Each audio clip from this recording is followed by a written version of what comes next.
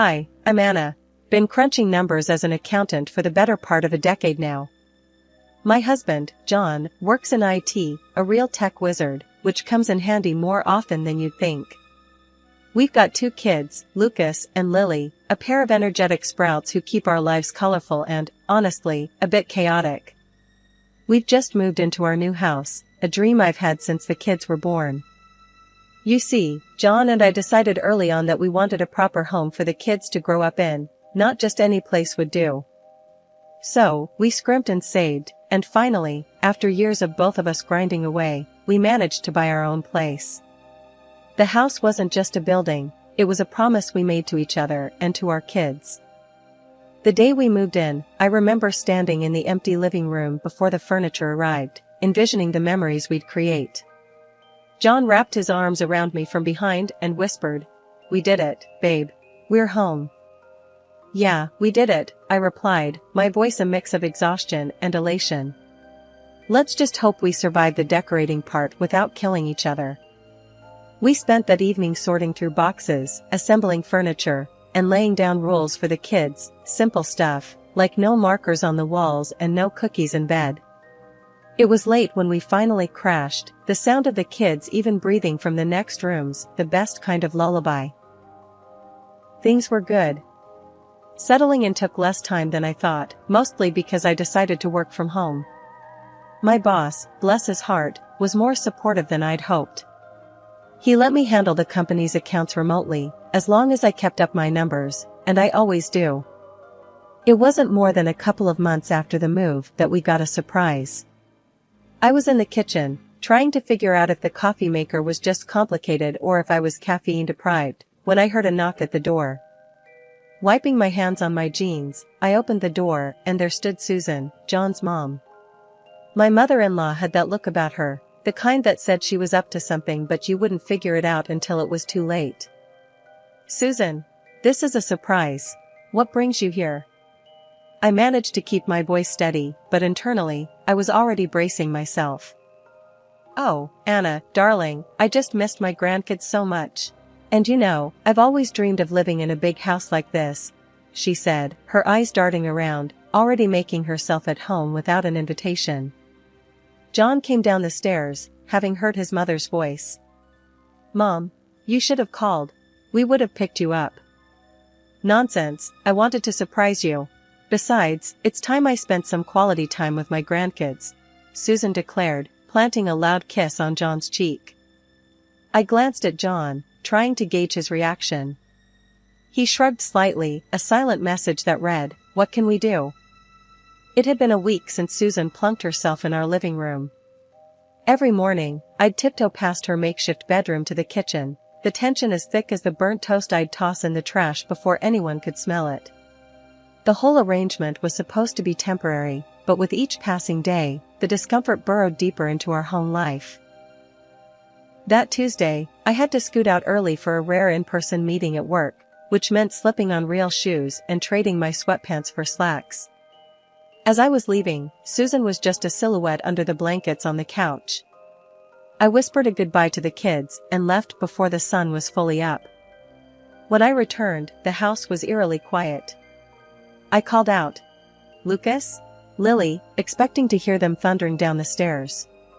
Instead, Susan appeared at the bottom of the staircase, her smile wide like she'd won the lottery.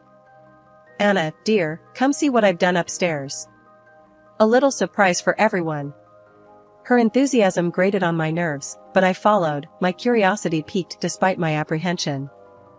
As we reached the top of the stairs, the first thing I noticed was the stark emptiness of Lucas's room. My heart sank.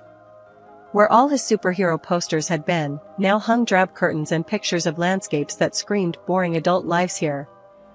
"What the hell, Susan?" The words flew out of my mouth before I could catch them. She flung her arms wide, as if presenting on a game show. I moved Lucas into Lily's room. "They're young, they can share, can't they? And look, I brought up some of my things to make it more comfortable for me." I stormed into Lily's room, now cluttered with 2 sets of everything, and my kids sitting on the bed looking miserable. Lucas's eyes were red, and Lily's lip quivered. "Mom, why do we have to share now? We had our own rooms, Lucas complained, his voice cracking. I know, honey. I didn't know about this, I said, my voice soft but seething inside as I turned to face Susan. I sold my house to be closer to you all. I have nowhere else to go, she declared, a triumphant look in her eye. I felt the room spin a bit. You what? John didn't tell me that. Well, he knows now. And this is my room now. End of discussion, she said, walking into Lucas's old room and shutting the door with a definitive thud. I gathered the kids and went downstairs, my mind racing. When John got home, I was waiting for him, the kids eating their dinner quietly, the tension thick. John, we need to talk. Now, I said, pulling him aside as soon as he walked through the door. Your mother's moved into Lucas's room. Moved the kids into the same room without asking us. And she told me she sold her house. He ran his hands through his hair, looking as shocked as I felt. She sold her house? She didn't tell me that. This is crazy. I'll talk to her. That night, after the kids were in bed and the house was quiet, John knocked on his mother's door, trying to talk some sense into her. The muffled voices went back and forth, his tone pleading, hers defiant. I sat on our bed, thinking about how our dream home had quickly turned into a battleground. John came back an hour later, looking defeated. She won't budge. Says this is her right. I'm sorry, Anna. I don't know what to do. Every day was a new adventure and patience. I had set up my office in the corner of our bedroom, the only spot I could claim as somewhat quiet for my work calls. My job as an accountant wasn't something you could pause and play at your convenience, but try explaining that to Susan. This particular Thursday, I was deep into reconciling some accounts, my laptop spread with spreadsheets and reports, when Susan barged in, a bag of shopping swinging from her arm. Anna, you spend all day on that thing. Don't you ever take a break? She chided, not caring that I was mid-call with a client. Susan, I'm on a call, I hissed, covering the microphone with my hand, my cheeks burning with embarrassment. Oh, it sounds more like you're chatting with a girlfriend. She chuckled and shrugged, setting down her shopping on the table, spreading her latest treasures across my work area.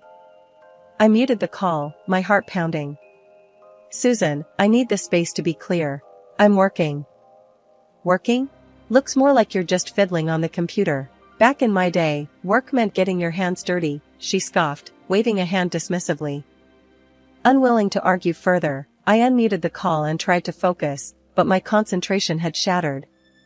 As I wrapped up the call, Susan had already floated away, probably to stow her new haul of discount buys, useless figurines and out-of-fashion clothes that seemed to multiply each day. Later that afternoon, the sound of crying broke my concentration again.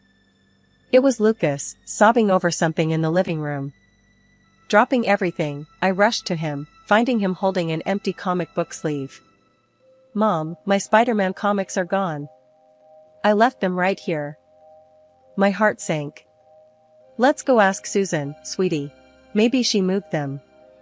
We found Susan in her room, the door ajar, surrounded by piles of her shopping conquests. Susan, did you see Lucas's comics? I asked, trying to keep my voice even. She glanced up, her nose wrinkling in disgust. Those old things? I threw them out. They were cluttering up the living room, and I can't stand spiders. Creepy, crawling things. No need for that nonsense in the house. Lucas's face crumpled, tears streaming down his cheeks.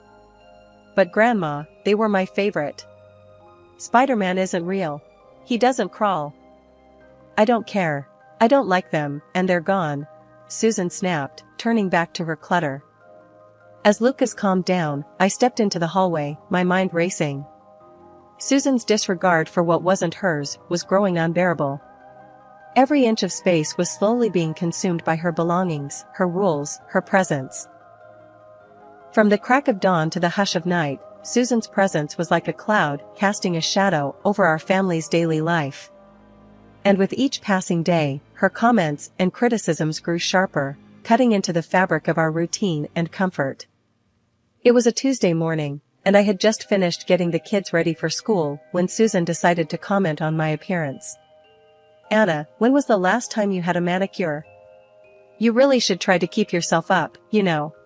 I glanced down at my hands, nails chipped from household chores, and typing furiously on my laptop. I've been busy, Susan. You know, taking care of the kids and working from home. She'd said, shaking her head. A little effort wouldn't hurt. John would appreciate it. Ignoring the sting of her words, I went to the kitchen to prepare breakfast. But as soon as I served the eggs and toast, Susan was on to her next critique. Is this how you usually cook? It's a bit bland, dear. You really should take some cooking lessons. The kids ate silently, casting me worried glances. I forced a smile, trying to keep the morning from souring further. Later that day, when the kids came home from school, their laughter and lively chatter filled the house. It was a sound I cherished, one that Susan apparently found annoying. Kids, could you keep it down? I'm trying to watch my shows, she called out from the living room, her tone sharp and commanding. The kids shuffled away, and I felt my frustration mounting. Not wanting to argue in front of them, I retreated to the kitchen, only to overhear Susan mumbling about the noise. That evening, as we sat down for dinner, Susan decided it was time to lecture me on my role in the family. Anna, I think it's time we start dinner with a little thank you to John. After all, he's the one providing for all of us. I clenched my jaw, setting down my fork. Actually, Susan, I pay the mortgage. That's $2,800 a month from my salary. Susan waved her hand dismissively as John chimed in. Mom, Anna's right. She's the one handling the mortgage. I take care of other expenses, but we both contribute equally. Oh, please. Susan scoffed. If it weren't for my son, you wouldn't have this house or your comforts. John's face tightened, and he looked like he was about to argue further, but he caught my eye and let out a sigh. We had been through this conversation too many times already. The meal passed with an uncomfortable silence, the clinking of cutlery punctuating the tension. After clearing the dishes, I found myself in the laundry room, folding clothes more aggressively than necessary. John came in, his expression weary. Anna, I'm sorry about my mom. I don't know what to do to make her understand. I folded a shirt and stacked it with a little too much force. I don't know either, John. But we can't go on like this. It's like walking on eggshells in our own home. We'll figure something out, John said, though the assurance sounded hollow. Maybe we can sit her down and talk it through again. Lay out everything clearly. I nodded, though doubt nagged at me. Susan had made up her mind about how things should be, and it seemed no amount of talking would change her view. This morning started just like any other Tuesday, with me dropping the kids off at school, before heading back to the house. I was prepping for an important online conference with my boss and a couple of key executives from the company, a meeting that could significantly impact my career. However, the moment I stepped inside, I knew something was off. The house was bustling with noise, laughter, and the clinking of dishes. Susan had invited her friends over for an impromptu breakfast gathering, apparently turning our living room into her personal social club. I sighed, rubbing my temples as I poured myself a quick cup of coffee. Trying to stay calm, I headed to my office, hoping to find some sanctuary. As I settled down, adjusting my webcam and reviewing my notes one last time, I could hear the muffled chatter and laughter from the living room. I tried my best to block it out, focusing on the upcoming discussion. But just as the meeting started and I began to explain the quarterly projections, the door to my office flew open. Susan, leading her troop of friends, burst in loudly asking, Anna, why didn't you make us some coffee too? And where's our breakfast? You can't just ignore your guests. Stunned, I muted my microphone, my cheeks flushing with embarrassment. Susan, I'm in the middle of a work meeting. Can this wait? I hissed, trying to keep my voice low and calm. No, it can't. You think because you're working, you can neglect your duties as a hostess? Susan retorted, her voice rising with every word. Frustrated, I pointed at her sharply. Keep it down, I'm working. In response, Susan's expression twisted into one of defiance, and in a dramatic gesture, she grabbed my laptop and threw it onto the floor. The screen went black, the sound of my boss's voice cut off abruptly as the machine hit the carpet with a thud. "Go and make us breakfast," she demanded, as if she had every right. Without a word, I stood up, walked over to her, and firmly guided her out of the office, closing the door behind her. My heart was racing, a mixture of anger and shock, numbing my senses. I picked up my broken laptop, feeling the sting of tears in my eyes, not from sadness, but from sheer frustration. Taking a deep breath, I pulled out my phone and dialed my boss, explaining what had just happened. To my relief, he was more understanding than I expected. "I get it, Anna. Family situations can be tough. Just see if you can sort it out, okay? We need you focused." After hanging up, I could hear Susan in the living room, loudly proclaiming to her audience, "You have to teach these young ones how to behave. If you let them, they'll walk all over you. It's our duty to put them in their place." The audacity of her words made my blood boil, but I knew I had to hold it together. Later that evening, when John came home, I told him everything. His face darkened with each word I spoke. "He did what? That's it. She's paying for a new laptop," he said, his jaw set in anger. "This has gone far enough, Anna. I'm sorry. I'll handle it." He confronted his mother about the incident. Susan, perhaps realizing she had crossed a line, suddenly clutched at her chest, her face contorted in pain. "I'm not feeling well," she gasped, her voice shaky. "Mom, are you okay?" John's tone shifted from anger to concern in a heartbeat. "I need to lie down. This is too much for me," Susan said dramatically, before retreating to her room and locking herself in. The next morning, Susan declared she'd be retreating to a boarding house to restore her health, and I watched her pack with a practiced calm, masking the storm of thoughts whirling in my head. Her sudden declaration of illness, miraculously timed to avoid the fallout from breaking my laptop, seemed too convenient.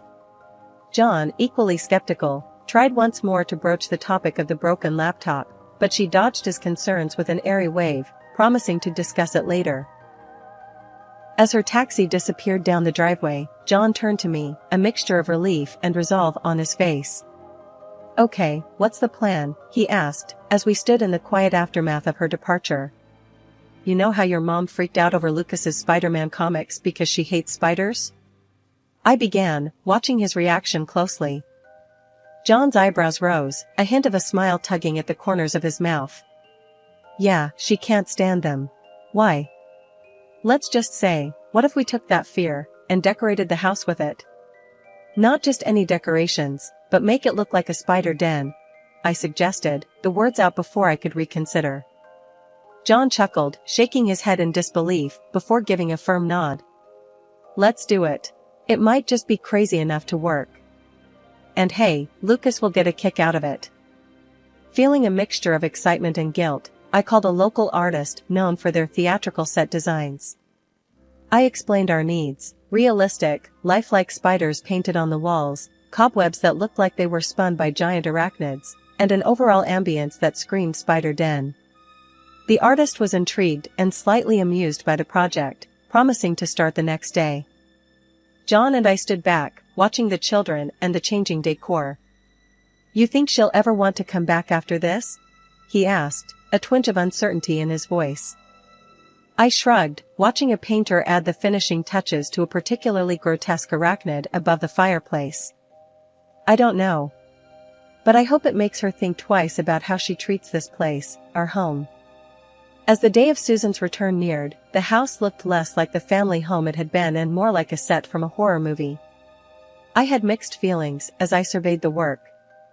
It was beautifully horrifying and served a purpose, but part of me felt guilty about using Susan's phobia against her. The morning Susan was due back, tension buzzed through the house like electricity. John and I exchanged nervous glances as we heard her taxi pull up outside. Susan breezed into the house, her usual air of entitlement surrounding her like a cloak. She didn't even glance around at the transformed decor, fixated only on retreating to her room for some rest after her exhausting retreat. As soon as she opened the door to her room, though, her composure shattered. A blood-curdling scream echoed through the house as she stumbled back, her hands clutching at her chest. "What is this? What have you done?" The walls, covered in the eeriest, most lifelike spiders and webs, seemed to close in on her. She bolted from the room, her eyes wide with terror, only to find that the rest of the house matched her room. Spiders in every corner, on every wall, our home had become a den of fear for her. Susan ran down the hallway, screaming, "Remove this! Remove this at once!" Calmly, I stepped into her path, my voice steady. "Susan, this is our house, and we decide how to decorate it. We like it this way." John joined me, adding, "We can't afford any changes right now, not after what happened because of you." Her face went pale, her eyes darting around as if the spiders might jump off the walls. "What are you talking about? What happened?" "Your little stunt with Anna's laptop got her fired. We're tight on money now. If you're going to stay, you'll need to contribute $2,800 a month for the mortgage," John lied smoothly, "the fabrication necessary to press our advantage." Susan gasped, clutching her heart again. "This is outrageous. You can't do this to me. I'm leaving. No one appreciates anything I do. I'm not staying in this horror house." As she scrambled to pack her things, I blocked her way at the door. "Before you leave, you owe us $2,000 for the laptop you broke." The color drained from her face, replaced by a flush of anger. She yanked her checkbook from her purse and scribbled furiously. Slamming the check into my hand, she lifted her chin proudly. "There. Now, I'm leaving for good." John and I watched as she hauled her suitcase out the door, her head high, but her shoulders tense. As the door closed behind her, the tension in the air dissolved, replaced by a collective sigh of relief. We turned to each other, John wrapping his arms around me, both of us laughing, a bit from relief, more from disbelief at how things had turned out. "We did it, Anna. It's over." Lucas and Lily came bounding over, their faces bright with smiles. "Is Grandma really gone?" Lucas asked, his voice a mixture of hope and uncertainty. "She's gone, buddy," John confirmed, ruffling his son's hair. "The house is ours again. We can keep the spiders, right?" Lily asked, her eyes gleaming with mischief. "We'll see, honey," I laughed, kissing her forehead. "We'll see." That night, as I tucked the kids into bed, their rooms finally free of Susan's overbearing presence, I felt a peace settle over me. We had our home back, our lives back, and while the method was unconventional, the result was all that mattered. I continued working from home as an accountant, still seated at my trusty desk by the window, overlooking the garden where the kids played. Of course, I hadn't really lost my job. That had been a fib to push Susan to take some responsibility, and thankfully, it worked. Life without Susan was less dramatic. Lucas delved deeper into his comic books, often sprawled across his spider-webbed floor, sketching his own superheroes. Lily had taken to gardening, her little patch outside blooming under her careful attention, a stark contrast to the faux arachnid menace indoors. As for Susan, last we heard, she'd moved into a nursing home. Not surprisingly, rumors filtered back to us through the grapevine. She was up to her old tricks, bickering with the administration and quarreling with other residents. Some people never change, I mused aloud after a call from a relative who had visited her. John shook his head, a wry smile on his face. "Let's just be glad she's spinning her web somewhere else." And true enough, life had become simpler without her daily dramas. We repaired relationships with friends and neighbors, some of whom Susan had alienated with her nosiness and complaints. Invitations started coming back in for backyard barbecues and birthday parties, social gatherings we had avoided during Susan's tenure in our home. One day, as I was setting up for a video conference call with a client, I caught sight of Lucas and Lily outside, laughing as they chased each other around the garden, ducking under sheets hung out to dry. The normalcy of it filled me with a profound sense of contentment. "I never realized how much tension there was until it was gone," I told John later that evening. He nodded, wrapping an arm around me. "We did what we had to do, Anna. For our family. Our home was our sanctuary once more, the kids were happier, and John and I had found our way back to each other after all the strain." The spiders on the walls served as a reminder of what we had overcome, a quirky symbol of our family's resilience.